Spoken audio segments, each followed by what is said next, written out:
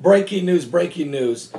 Just got back from getting a haircut. I just got to do this. It's Saturday evening. But this happened yesterday, July the 6th, 2012. 128 bison have fallen over dead in Canada. The article says anthrax is believed to have killed 128 bison northwest of Fort Providence in Canada. I'm amazed at how they believed to have. Anthrax is believed to be the reason, but nobody knows. The autopsies aren't even done. Firecrackers is believed to what caused 5,000 blackbirds dive out of the sky on New Year's Eve, bringing in the year 2011.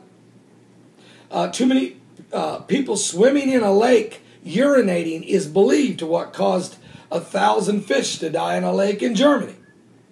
A storm somewhere in the ocean has believed to cause 7 million fish to rush to the banks in Redondo Beach, California, and die. I mean, this is amazing to me. They just keep making up reasons. One place they said, well, the reason that 10,000 fish died in this one river is because there's a sewage plant 19 miles away, and maybe some of the water has seeped into the ground. Maybe some of it has. What? What's going on? It's amazing to me, but the media has to immediately throw out a reason. They can't just say, we don't know why. We don't know why. We don't know why. Because if you say that, some preacher will grab his Bible and say, well, the Bible says in Hosea chapter 4, verses 1, 2, and 3, because there's no truth, there's no mercy, there's no knowledge of God in the land. God said, I have a controversy with the inhabitants of the land.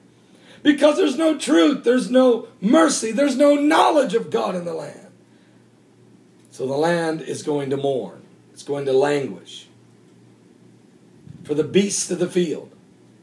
Because of the swearing and the lying, the killing and the stealing and committing adultery, God said the beast of the field is going to die. The birds of the sky are going to fall from the sky. And the fishes of the sea, yea, are going to be taken away.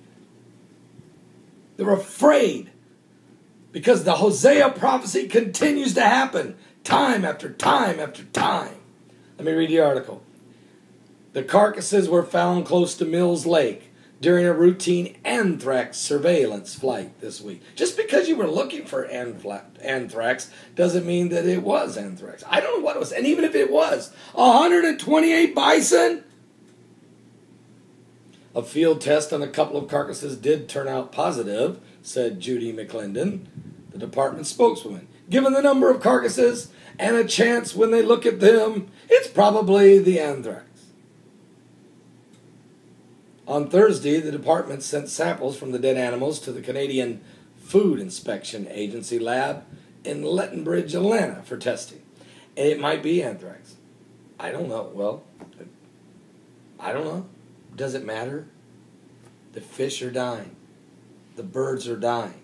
The cattle is dying. Does it matter how God brings the famine upon the land, the drought, the lakes turning blood red? Does it matter how he does it?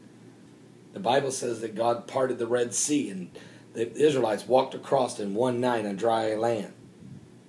It says, though, that a strong east wind came and parted the Red Sea. Do you know how hard, you know how strong? A wind that strong to part an entire sea wide enough for 1 million Israelites to walk across in 8 hours would mean this. The path would have to be so wide that 5,000 people would walk abreast as they walked across. Also, it was dry land.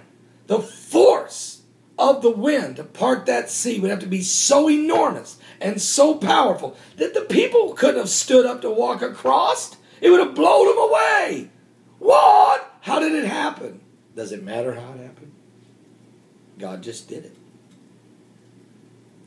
Listen, there's something up. It's the Bible. Here's the thing you need to be really concerned about. Zephaniah chapter 1, verses 2 and 3. Because it says there, God has a controversy with the inhabitants of the land. It says the same thing he says to Hosea. But in this one he says, man and beast, birds and fish are going to be taken away from off the land. He didn't just say beast, birds, and fish. Now he brings man into it. Folks, you need to listen to me. The plagues are upon the earth because judgment is coming upon the earth. I didn't say it's, you got people running around saying, well, Pastor, relax. It's still the time of grace. I know it's the time of grace. If it wasn't still the time of grace, nobody could be saved. But just because it's the time of grace doesn't mean judgment is also coming.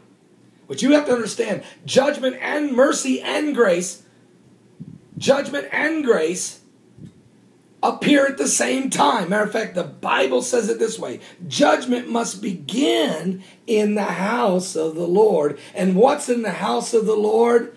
The grace of God. Both grace and judgment came from the New Testament church. Now, we didn't know what sin was except for the law. And Christ said he didn't come to do away with the law, he came to fulfill the law. But judgment has come upon America, and now Canada, Australia, New Zealand, England, Africa. Every continent of the planet is seeing birds, fish, and cattle die. And what about people? What about people? Give your life to Jesus Christ. We're running out of time. I need you to understand, we're running out of time. You can read the entire article. I'll put the link in the description. God bless.